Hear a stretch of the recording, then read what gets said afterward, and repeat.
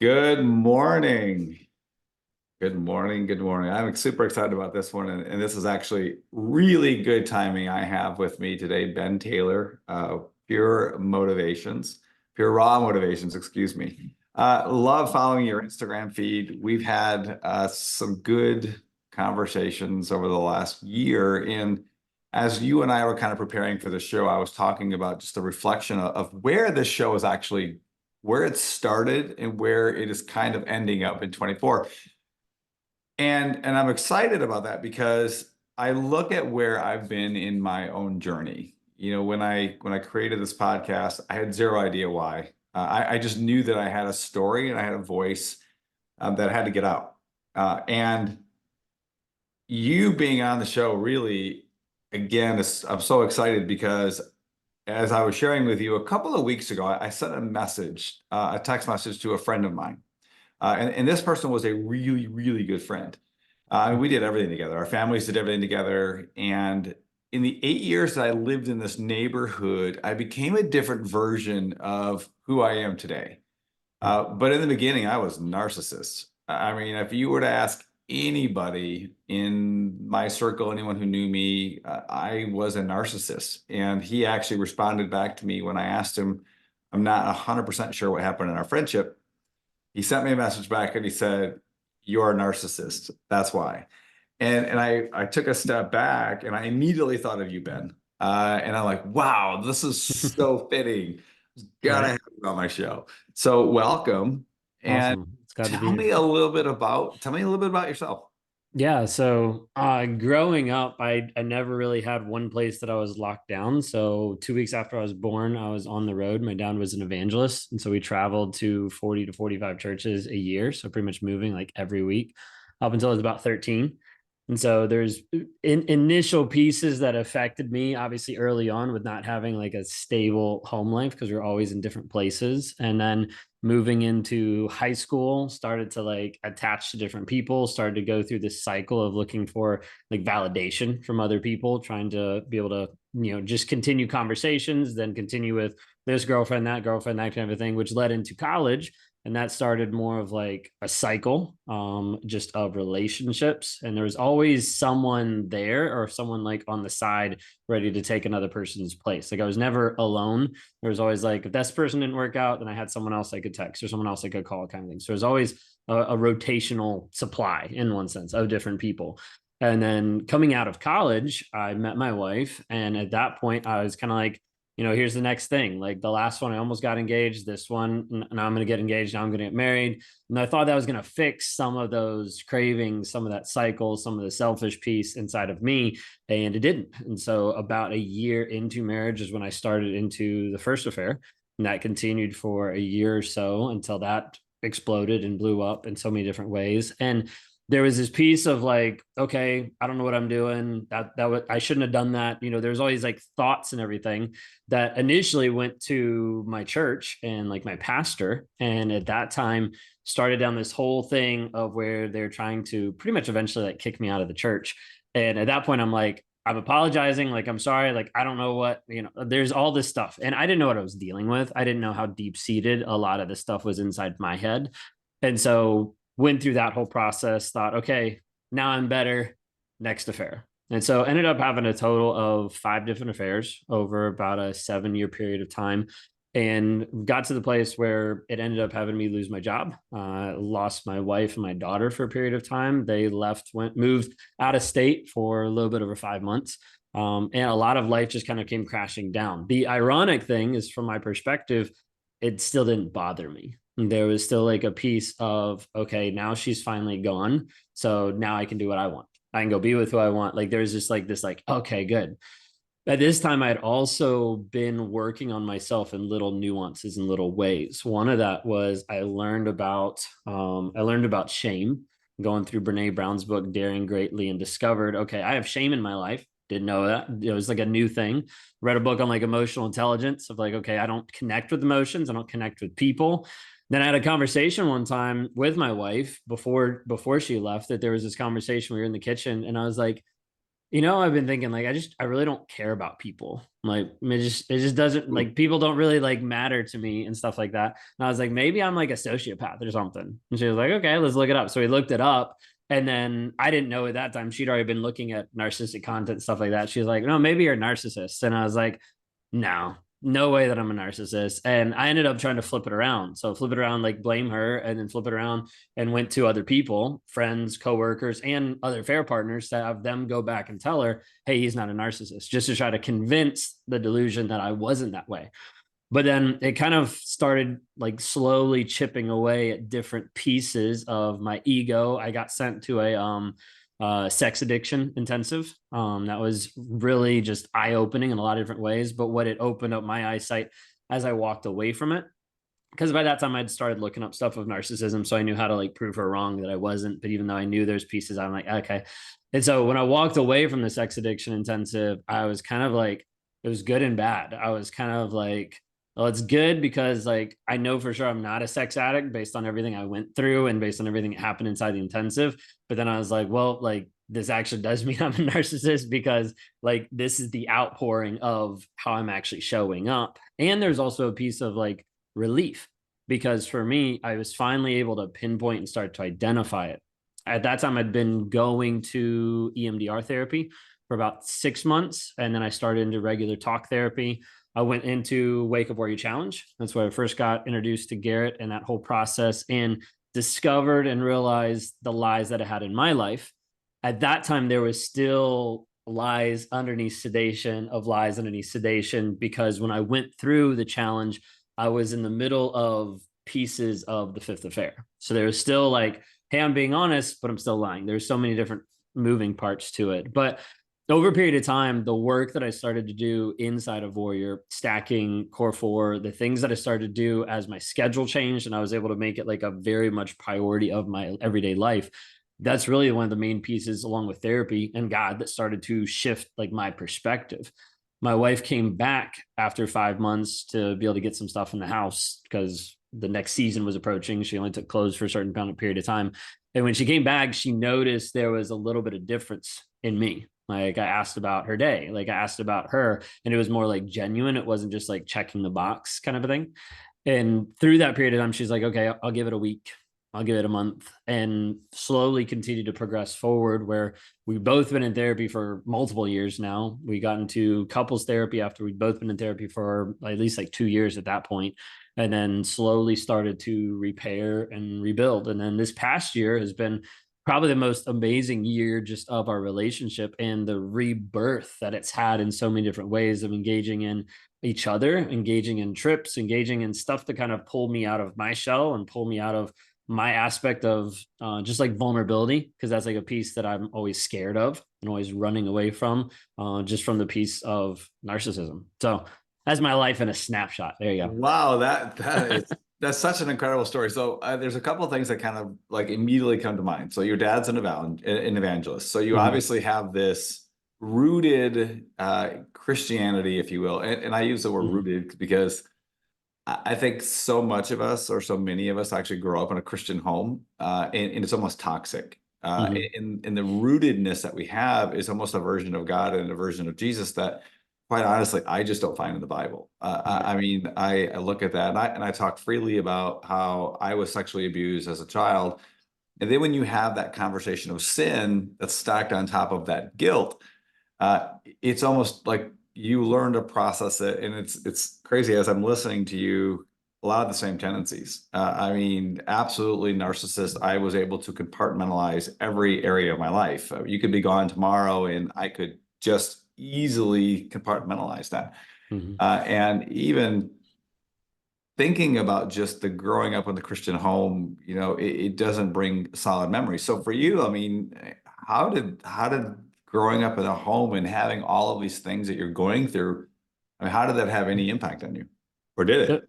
No, it definitely did. I mean, there's positive things obviously that came out of it. Like I learned a lot of like some essence of like spirituality and a lot of like hardworkingness and a lot of like dedication from my parents. But as we're moving from church to church, there began more of this piece of feeling of conformity versus connection. And so like rain, shine, or hell or high hell water, it didn't really matter. Like we show up at the church, like we're there to, in one sense, perform. That's not the essence of what we're trying to do. But if you had a bad day, you put on another face and you show up because that's what they're expecting you to do. So there's like a piece of that. There's like early stuff too that I can kind of track back a little bit of, like, as 2 weeks after I was born, being on the road, there's this piece of like disconnection from the primary caregiver. So like going from church to church, being in different nurseries, stuff like that, that can actually change even like the gray matter in your brain of like the empathy section of like how the empathy is formed, how that is. And so there's a big piece of that was disconnected in that regard. And then inside all of it, like religion became more of kind of how I mentioned before, like this conformity piece of like making sure we match these rules. This is what you do because of who you are. This is what you do because you're a Christian. This is what you do because of this.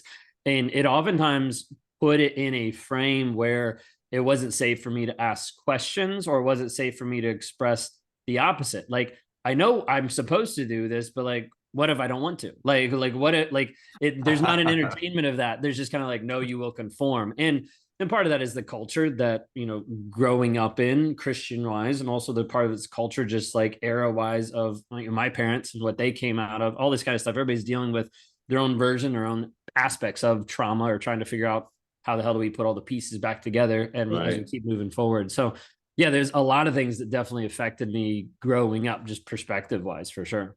So now the next thing that kind of came to mind, so you had an affair. And what everyone would tell you is immediately, he's trash, he's dirt, leave him now. How do you respond to that? I mean, obviously God has healed your marriage. Same thing, had a very similar conversation. And that's kind of how I found Warrior too. I was burning everything to the ground out of boredom. And my marriage, I mean, the woman's incredible. I mean, I look back at where we've come from, and same thing. I mean, there was a point when we were moving out of our old home, there was a dishwasher. And I remember this dishwasher like it was the Grand Canyon for me, like watching my wife put these dishes away and me standing on the other side of it. And it might as well have been the other side of the world because we were so isolated from each other. We were so disconnected. I wanted so badly to be vulnerable with her. I just didn't know how. And that caused me to do things that, that deeply hurt her. And, for you, the same thing. I mean, they would tell you, leave him, he's trash. How do you respond to that? So I think there's a point of like the amount of emotional abuse and toxicity that was in the relationship because of how I was showing up as a narcissist, and not just as a catchphrase or a word, but like actually like diagnosed like in therapy and everything, of what I was doing. She prolonged the aspect of her healing by staying. So like the impact on her was obviously way greater because of the length that she stayed. But there was also a period where she wouldn't leave, or she couldn't leave, because we normally talk about it as the trauma bond. And the trauma bond is that piece that's holding her addicted to me, even though she knows that at that point I was toxic.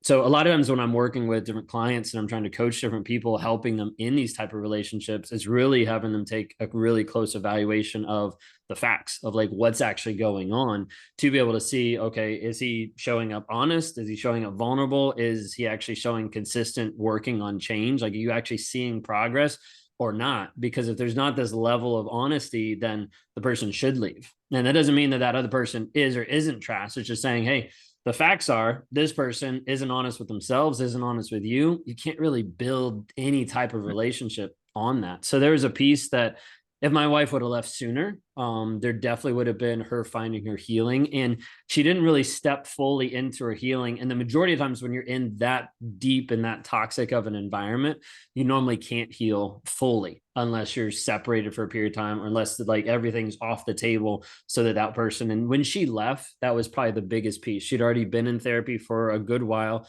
making progress. But once she got away from me, there was this piece where she could actually sit and process and work on stuff, versus being like re-traumatized like every time I'd come home in a mood or yelling or whatever it might be. So yeah, like a lot of when people look at that, and when people look at me and they're like, hey, you're trash for having an affair, or like when I come out on social media and I'm talking about, hey, these are the affairs that I had or something like that, like I get a lot of hate, and I'm just like, okay, like I get it, like that's that version of me. I recently did a post about this, actually, this kind of a piece of it, saying that a lot of times there's typically two reasons why people are going to hate me. And the reason why I said that is they're either going to hate me because of what I've done, and it reminds them of who they were with and what happened to them. And I'm like, I totally get that. That makes a ton of sense. Or there's the flip side that people are going to hate me because they see the change in me and they didn't get that with the person that they were with. And oftentimes that comes back to them thinking, why wasn't I good enough for him to change for me? Which ends Ooh. up having this whole piece of like, they don't want to be confronted that the fact that someone else is defining their worth versus who they actually are. Which is an interesting conversation because you can almost equate that to anything. Mm-hmm. Anytime that anyone goes on social media, you're going to have hate for every one person. I even see it with my 9-year-old daughter, like being afraid to say things in front of friends and things like that. That feeling of worth is an interesting thought process because we're so worried about the person that we may not even know in a year. We may not even have, or we may not even have any kind of an interaction with. And, you know, I struggle with that to some degree with the show in the beginning. Like I would be very resistant to talking just openly. And then it just kind of all came out. Like after Clara Vida, like my whole life just kind of became an open book. And what I found though is that the worth conversation is what really drives all of us. I mean, it dictates everything that we do. Mm-hmm. And to some degree, it doesn't even matter. Mm-hmm. Yeah. So you're now moved back in the home. Things are totally different. And you said something, you meet with clients. So kind of walk me through what that looks like, because I've seen your challenges. We've talked about these challenges. They're very interesting. They're everything from a 45-day through Mm-hmm. 120-day. Well, like, what does that look like? What does working with Ben look like? Uh, and then what's the first step? Yeah. So I'll give like a slight background of why I'm even in this spot, because people are like, why would you even want to work with a narcissist who's done these things? Right. And so it originally started with after going through the Wake Up Warrior Challenge and after eradicating more lies in my life, I was like, if I'm going to actually do this, I need to be honest to myself, to my therapist, to my wife, and to everybody. So is this symbolic piece of like starting to burn the ships of me just saying on social media, hey, this is who I am, this is what I do. So it started off just like talking about narcissism, talking about my life, talking about all of the shit, right? Everything that's happened, and got to a place where people started reaching out and asking, being like, hey, like my husband's the same way, or like this person hurt me. Like, can we talk? Like, can I have a meeting with you just to be able to understand?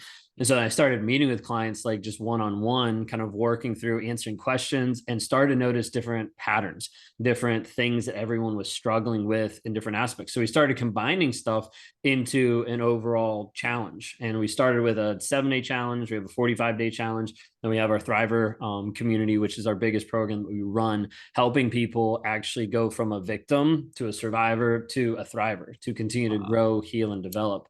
So some of the main focuses that I work with clients and helping them is initially being able to work on the story that they believe.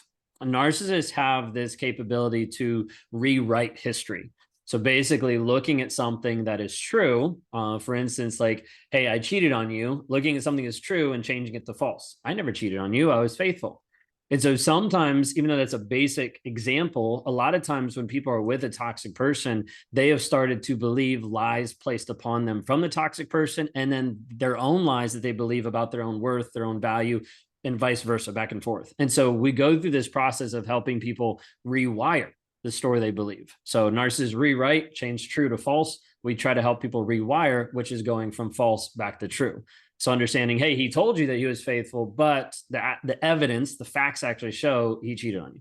So that's one example. And the story that everybody has in their head is always different. No one has the same story at all when it comes to what they're thinking, what they're processing, what we're going through. So the first aspect is we started working on building a system really for people to be able to find the story. You and I know, working with Warrior, like we open up a stack and it's like, what's the story you're telling yourself? What I found is for a lot of people going through that level of trauma, they had no clue. And so like they would run into this and they'd be like, but I don't know, it's this. And then we'd like talk about it and be like, it's not even close to that. So we had to start developing this kind of like backwards piece to figure out what the story is. And then we'd start teaching them stacking on the back end of them actually understanding, okay, now if I can find the story consistently, I can start working on rewiring the thought process and how that actually works. So we kind of work people slightly backwards of like some of the aspects of the stack. So we'll go into, hey, what's the trigger that you dealt with? You know, what are the emotions that are coming up with that? What are the feeling statements coming from the emotions? And then sitting in that, a lot of times people can find the story. And then we start breaking it down through, okay, how does that match up with the facts? What's the story you believe versus the facts, vice versa, and come into, okay, what's the new story? Literally, it's like the frame of stacking. Before I even knew what the frame of stacking was, I was just like, this isn't working. Let me figure out what can get people to the place they need to be to see the story. So yeah, we've been progressing a ton. We've got a ton of different clients that have gone through the challenges, like the 7-day challenge. We've had over 1,500 people go through it. 45-day, I don't know, it's like somewhere around like 500 or so. It's been up for almost a year now. And then the Thriver community right now, I think we currently have about like 30 people inside it. And then I have a couple people inside of Launch, which is moving into 2024, which is my year program. And a lot of the focus inside of there isn't even dealing with the narcissist abuser and the stuff that they've dealt with, because they've been able to break trauma bonds. They've been able to break the addiction to that person. They've been able to break a lot of those like emotions and ties and soul ties and feelings and all those things. And now we're like, okay, how do we actually help you maximize you in your relationships, you know, how you're actually showing up for yourself physically or spiritually, or what you're actually doing for work. Like it's all focused on how do we actually help people grow, change, and develop, and ultimately transform into the person they're called to be. Yeah, because I mean, as you're talking about that, I'm almost thinking, so the worth conversation again. So if I'm a narcissist and I have been abusing you, Mm-hmm. and I'm abusing you for such a period of time, and you're taking it, eventually your worth is going to be like next to nothing. I mean, Like nothing. Yeah. you're naturally going to make it all about you, which Mm-hmm. is the story and the triggers that you're talking about. Mm-hmm. So it's when I came back from Warrior Week, and it was kind of the frame of, can you tell me the story in one word? Like, what is the feeling that you're feeling in one word? And that is such a hard thing to do because we love words. Like people love, so I actually, with my team, when they come in, they talk, I'm like, all right, stop. Tell me what it is in one word, because anything beyond that is just noise at this point. So really, it's almost building them back up from that own state of trauma. Mm-hmm. Because if I have, and I'm thinking about, again, my wife, there was an incident, I think it was like the week after we got married. Um, we were fighting about money. We just got married. My son came to live with us, and we had nothing. We were just starting out in college, and she ran upstairs to a dormer, and she was crying, and I know what she needed. She wanted me to hold her and tell her everything was going to be okay. I went upstairs and I threw a pillow at her, and I said, "I guess this is where you're sleeping tonight." And that was the first week after our marriage. Mm-hmm. And during this last couple of years of going through this process, I realized that that was one of the pivotal moments in our relationship that I was reenacting from my own parents. I saw a fight when my mom and dad, I was 4. I didn't even know this. I saw this on my subconscious this earlier part of the year. And then God showed me that, but then showed me how to heal that relationship with my wife. But for her, it was her own upbringing and her own trauma that kind of led to us even connecting that state of narcissism where we were. She was a victim, I was a victim, narcissist, whatever, Mm-hmm. but having to re-educate ourselves on how to do that. Mm-hmm. And Yeah. you said rewiring. A lot of people, I think, find it very hard to believe that you can actually rewire your brain. True? Mm-hmm. Yeah, a lot of people don't see that. It's interesting because like when you start actually listening to a lot of not necessarily mainstream, but when you start to listen to a lot of big names that are changing the world with the groups and the people they run, you'll hear them reference rewiring or the story you believe or things like that because they've seen the actual transformation. And for me, I know it works. And so that's why I speak from what I know, but I also teach from how I live. And I also teach from saying, hey, this is the transformation that I've had in my life through this same process. So it makes it amazing to be able to live it and lead it and teach it every single day, showing people, hey, this might be a hard concept to think through, but it's possible. I'm living proof of it. And there's hundreds of other people that I've worked with that are living proof of being able to actually rewire the story they're telling to themselves. They get away from the limiting beliefs, the rules, the regulations that are keeping them locked in to a certain frame that's not really helping them be the person they're called to be. So I was having this conversation with somebody at church. It was Christmas Day, Super Bowl Sunday for churches. So I always say Easter is like the World Series, and Right. Super Bowl is Christmas for churches.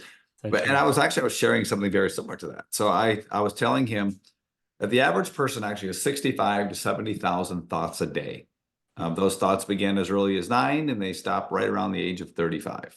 Anything that you think, anything that you say, anything that you do, 95% of those are already hardwired responses that you're not even going to have control of. Less than 5% of your responses are actually controlled thoughts. Mm-hmm. It's crazy when you think about that. So rewiring is a process. Mm-hmm. It's not an easy process. I mean, Sure. what's the fallback rate? What's the success rate of, of people? They have to be willing to do the work, correct? Yeah, that's the biggest thing that sets apart is people that actually show up and do the work. So we'll have people that'll join challenges, but if they don't actually watch the content, engage with others, if they don't like post their video or do their stack, or they don't actually put in the effort, then there's not a return. And we see this happen all the time. Someone will get in, they'll be like, well, I only want to like half do the homework, and be like, okay, then you're only going to get half the result. And that's just the reality of it. And the willingness of someone to engage honestly and truthfully is really the biggest pivot. There's this piece of no one wants to be vulnerable, like we mentioned like earlier. Like it's uncomfortable, it's icky, you have to express your feelings and all this kind of stuff.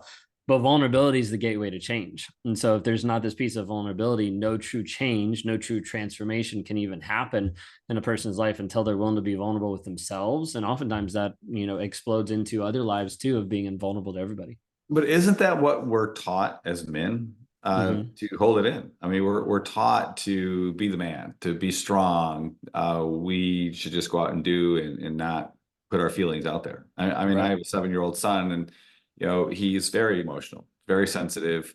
Instinctively, you want to say, "Man up," Mm-hmm. but I mean, is that part of the problem? Yeah, 100%. I mean, a lot of society has been conditioning people to shut down, to close your feelings. It's easier to, come at someone on social media than it is to have a conversation face to face. Like anything that separates those emotions, those feelings, so that like it doesn't actually show. And so men have been in this place for a long period of time where they just have to be sedated. They just have to be strong and show up. But a lot of times it's amazing to be able to see when the light bulb turns on, or when the guy actually sees like, hey, I was vulnerable with my wife the other day and she didn't kill me, she didn't leave me, and she actually loves me more. And I'm like, I know, it's amazing. Like once you cross that threshold, you're like, if I can keep doing this, this will actually bring me closer. But it's this fear of, if I share, if I do this, then it might just be my ego that's hurt, or she might leave me, or it might feel like I'm not worthy, all this like stuff that keeps like messing with our heads. And so it keeps us from oftentimes what exactly we actually want. And it's almost a vicious cycle, because I know I have talked to women who are dying to have their husbands like just open up or show something. Mm-hmm. I tend to love like talking to guys and looking them in the eyes, because it's almost an interesting thing that no one likes to look anyone in the eyes anymore.